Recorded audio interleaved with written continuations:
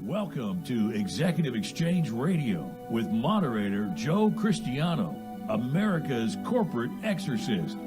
Hosted by Dr. Jennifer Beeman and George Gutierrez, trusted advisors to chief executives and business leaders across the nation. If you would like to add to the conversation, call 646-652-4620.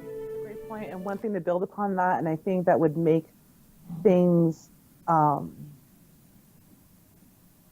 easier for a lot of people to see as well, is the fundamental concept of buy-in.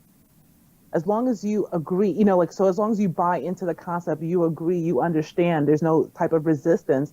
Also, to have that buy-in, you allow others, which I don't think many companies do this enough, is to have the people who, if possible, who are going to be working with this individual, be a part of the interviewing and selection process.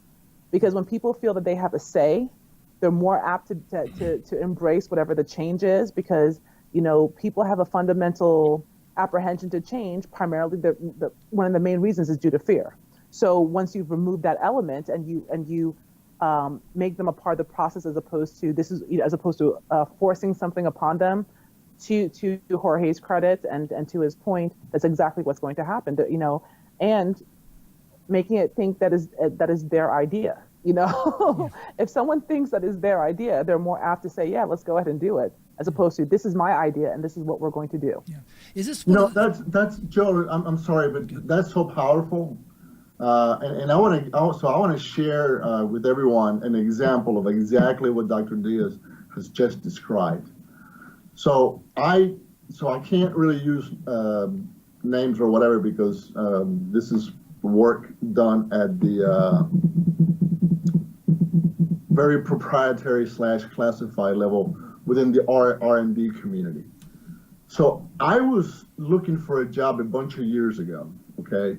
And I brought a lot of, very desirable credentials, both from an access level and from an engineering level, okay? So they were looking for a guy to put to work with a research and development team that was comprised of about 28 people in it. And that team had scientists, engineers, and physicists, and then they also had operators. So it's 28 of those people. And just like Dr. Diaz just described, when I went through a process that was very flat, in other words, very horizontal, in terms of how the decision was made to bring me on board. So step one, I went through, give me your resume, go meet with the HR people, we'll see you're a fit. Step two, okay, you made the cut. Now we're going to have another interview with the HR person and the hiring manager. That was step three.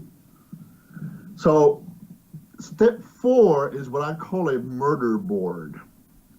Step four, they brought about 7 to 8 people within that R&D team. And I had to sit in a room and I had to answer all the questions from the different peoples that were in that team. So the physicists had questions I couldn't answer. The scientists, they had questions that confused me. The engineers had questions that I just was able to just hit out of the park. And the guys that were the operators they loved me the most because I could actually speak their language. So the whole process took about 4 hours, okay? And so when we were done with that process, then they unanimously say, okay, well, let's go to lunch. So I still don't know what's going on. So we go to lunch, and the vice president comes with us, and he goes, well, what did you think? I said, well, I don't know what you're asking me. What I think is this is a nice restaurant. Hopefully you're buying dinner because I'm not going to pay for this. So I said, well, you're hired. Welcome to the team. But to Andrew's point, everybody felt like they decided whether or not, I was going to be hired as opposed to, somebody just from the HR department or the hiring manager. Yeah. Well, have you encountered a situation where a person was one of the leaders of the organization was such an authoritarian, it was actually impeding many of the processes within an organization, and usually authoritarians don't want to be told that they're authoritarians. That's what they are. They use their power, or their position to influence others, and it's also a protective mechanism as well for themselves. So they always feel shielded from everyone else. And to me, a person who's an authoritarian is probably the most difficult person in the world to penetrate, to get to, and to receive some sort of consensus. Or is my world different than your world? No, but you can see the evidence on performance. So now we're going into a world of leadership. So we can see that authoritarians usually have short-term results. Okay. So they do get results, but sort of the way they do it, creates resentment within the team. Right. So a lot of times they'll get the job done, and so they'll mask their behavior because those that are in charge of them, what they're seeing is their results. So they don't see the animosity, that is brewing, for those whom they provide that type of leadership to. But on the long run, you'll see people actually, you'll see people just quitting. A lot of people will quit a job just because they hate that authoritarian figure. Now, I remember, so as part of my really leadership development and my growth process professionally within the military, I remember a couple of leaders that were like that. And what I remember the most was, well, all I got to do is wait this person out, because in about 1 year, he or she will be gone. I see. And then I'll deal with somebody else. So a lot of times people will wait you out because they know you're not going to be able to last, in that type of an environment. Yeah. Dr. Diaz, how have you handled people who had an authoritarian attitude that was detrimental to the processes of the organization? Is there any magic potion that you have, or process, or that you have employed that's been successful? I wouldn't say, well, I wish there was a little magic potion, but there is no magic potion. Truly, and I believe, and I can't stress this enough, if people understand the concept and apply the concept of emotional intelligence, you would be amazed as to how you see things differently. The reason why someone would take that authoritative approach, have you considered that person may be insecure? Have you considered that person is fearful? Right. Because a person who is confident and really does, I have no problem saying, I don't know. Does not bother me. Yeah. Someone else may not feel comfortable saying, I don't know, because they or he or she may take it as, oh, I'm inadequate. I am, Right. So once you understand the psychology behind why someone's enacting that behavior, and you remove the personal component, it makes it much easier to interact with that person and to ultimately move past certain things to achieve your goal. A lot of times what hinders a process is someone's personal perspective, feelings, that kind of thing. Oh, this person, why did you say this? And we often, anger is masking hurt often. And this is why people get upset at work. I tell anyone, I would take a disgruntled employee any day over someone who does not care. And you would say, why? Because at least the angry employee still cares. Right. And is still willing to get upset and want to make the change. So that's the person I can work with. Right. Okay. Someone who is indifferent is you can't do anything with that person. Yeah. So in terms of going back to the authority, how do you deal with someone? You understand the psychology behind it, and you say, this is not about me. This is about moving company from point A to point B. And once you remove the personal element from, well, don't you know what I think? And didn't I have a great idea?